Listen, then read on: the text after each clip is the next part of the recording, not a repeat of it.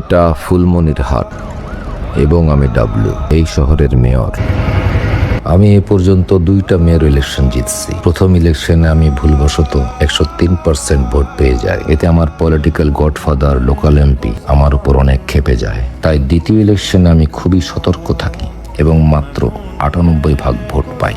আমার political godfather আবারও আমার উপর রেগে গেলেন, আমি নাকি ভোট বেশি পাইছি। কিন্তু এখন থার্ড ইলেকশনের আগে এসে আমার মনে হচ্ছে বাতাস বোধহয় আমার বিরুদ্ধে বইছে।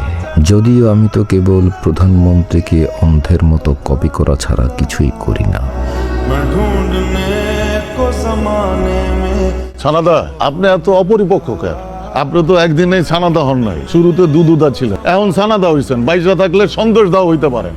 জাকির, সামনের ইলেকশনে আপনার বড় অপোনেন্ট কিন্তু কাজী দানা, আপনার বড় অপোনেন্ট হইতাছে হা হা।